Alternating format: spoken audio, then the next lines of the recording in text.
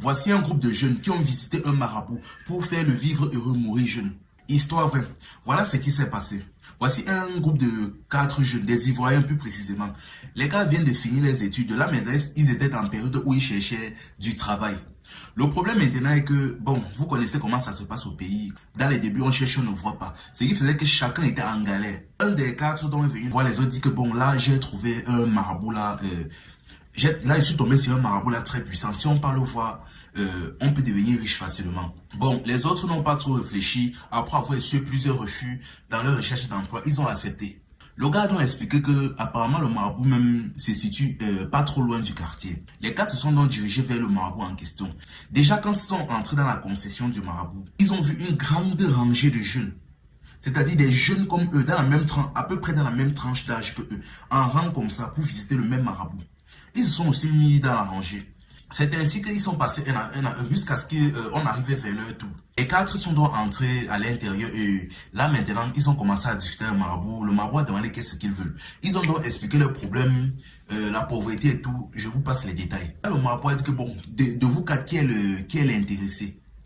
Là, ils ont dit que non, eux tous ils sont intéressés. Le marabout a dit que bon, je vais bien, il y a bien un rituel que je vais faire, mais il faut que chacun d'entre vous donne 30 000. Là, les gars ont commencé à changer de français. Aucun d'entre eux n'avait la somme là. Bon, mais l'un d'entre eux a dit, bon, moi personnellement, j'ai la somme là, mais pas sur moi. Donc, je ne pensais pas qu'on devait demander ça directement comme ça. Il venait seulement pour le renseignement. On a dit qu'il n'y a pas de problème. Revenez simplement quand vous aurez la somme. Ils sont donc repartis. Les autres n'avaient pas la somme là, donc ils ont préféré abandonner. Sauf celui donc qui a fait la promesse au marabout. Il est donc rentré, il a un peu jonglé ses oncles. Il a réussi à avoir la somme, les 30 000 francs. Il est donc retourné seulement cette fois-ci avec un seul de ses amis. Il est arrivé là-bas, il a présenté les 30 000 au marabout. Le marabout a dit que c'est bon. Le marabout est entré dans sa case, il a fait quelques incantations et il est sorti avec un jarre. Avec de l'eau et des asticots à l'intérieur. Quelque chose comme ça. Il a donné au jeune, demandé au jeune de se laver avec cette eau 3 fois. Chose que le jeune a fait. Après s'être donc lavé, le marabout a pris une bague qu'il a donnée au jeune. Il a dit qu'avec ça, tu vas recevoir 200 000 francs chaque jour. Mais tu devras dépenser cette somme toutes les 24 heures. Il a demandé au marabout que bon, qu'est-ce qui se passerait si je n'ai fini pas les 200 000 à moins de 24 heures. Le marabout a dit que ça sera très dangereux. Le jeune a insisté pour que le marabout donne plus de détails. Le marabout a seulement dit que ça sera juste dangereux. Laisse comme ça. Le jeune a dit que ok. Le marabout a dit que bon, ce qui va se passer est que la première somme, tu dois venir me remettre ça. Le jeune a dit ok. Mais avant que tout cela se passe, tu dois revenir d'abord dans 1 semaine pour que l'argent commence à entrer. Il est donc parti. Le problème maintenant est qu'après être parti, le jeune a commencé à voir comme, on ne sait pas si c'est un éveil de conscience ou un pressentiment, mais il a commencé à être sérieusement inquiet avec l'affaire. Et au fur et à mesure que l'échéance approchait, il ne faisait qu'être inquiet, il ne faisait que réfléchir. Finalement, il a appelé son ami, il a dit, gars, l'affaire si je ne suis pas serein. Il ne sait pas pourquoi, mais j'ai un mauvais pressentiment avec l'affaire qu'on est parti faire chez le marabout là. Et plus l'échéance approche, plus je suis mal à l'aise. Son ami a dit que bon, tu vas alors qu'on fasse comment? Le rituel a déjà été lancé. Il a dit que bon, tu sais quoi? On va partir chez le marabout. On va partir sur le marabout aujourd'hui. Comme ce n'est pas le jour où on doit le voir, on va partir un peu plus tôt aujourd'hui. On va se mettre un peu à distance. On va essayer de voir un peu comment ça se passe pour les autres. Si c'est bon, mes doutes vont s'arrêter là. Mais si c'est pas bon, on cherche à arrêter l'affaire là. Son ami a dit qu'il n'y a pas de problème. Ils sont donc partis dans le quartier, vers la zone où se situait le marabout. Bon, vu que le marabout était en descente, ils ont trouvé une terrasse où ils se sont mis en hauteur pour voir ce qui se passait. Déjà, à la hauteur où ils étaient, ils ont vu toujours les jeunes comme d'habitude alignés pour consulter le marabout. Bon, à un moment donné, le marabout est sorti de sa case avec quelques jeunes. Et il s'est rapidement dirigé vers un cimetière à proximité de chez lui avec les mêmes jeunes là. Et quand il est revenu avec eux, chacun d'entre eux tenait soit un canari, soit un gris-gris, soit une queue de chèvre. Chacun tenait une sorte de fétiche en eux.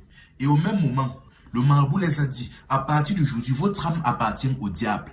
Là, un froid glacial a touché chacun de ceux qui étaient dans la cour, ainsi que le gars sur la terrasse en train de regarder l'affaire.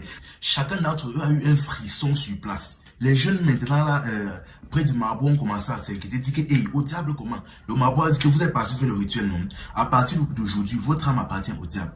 Maintenant, et une deuxième chose, à partir d'aujourd'hui, vous ne devrez plus être ensemble. Vous devez garder au minimum 1 mètre de distance entre vous, de peur que le travail de l'un gâte le travail de l'autre. Donc à partir d'aujourd'hui, ne vous fréquentez même plus. Les jeunes étaient là sur place, mais le rituel avait déjà été fait, ils sont partis. Maintenant, quand au dernier, sur la terrasse, en train de voir ce qui se passe avec son ami, là, les gars sont restés, ils ont vu que ça avait cuit en vrai.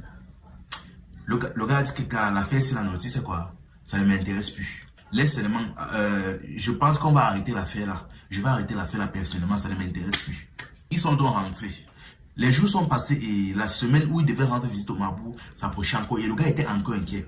Il a dit que non, il sait que l'affaire si généralement ne blague pas avec.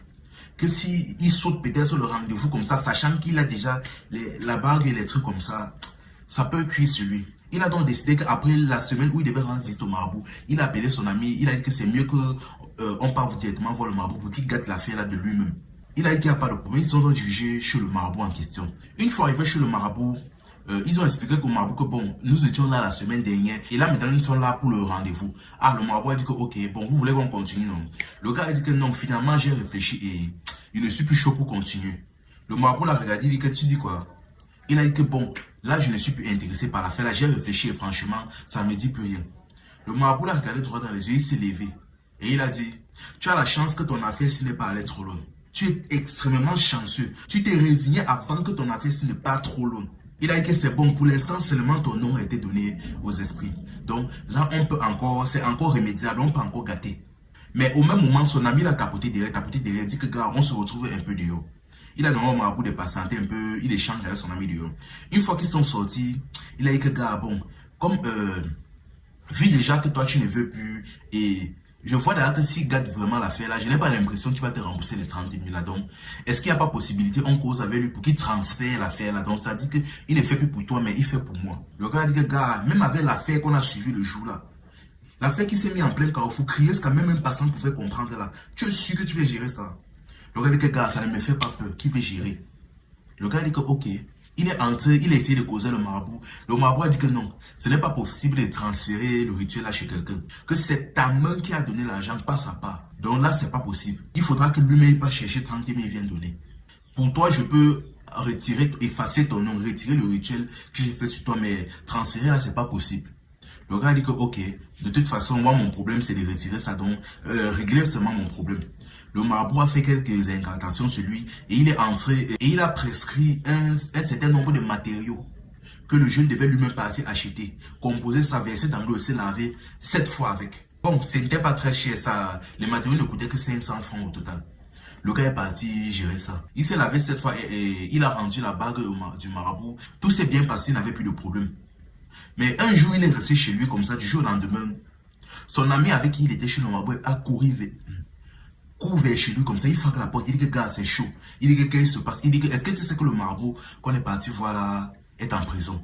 On dit qu'en prison pourquoi? Apparemment il était surpris en train d'abuser d'un gamin de 10 ans. Le gars dit que hey, donc c'est à ce niveau là. Bon, vu que c'était un marabout, on s'est dit sûrement que c'était sûrement pour un rituel ou quelque chose comme ça.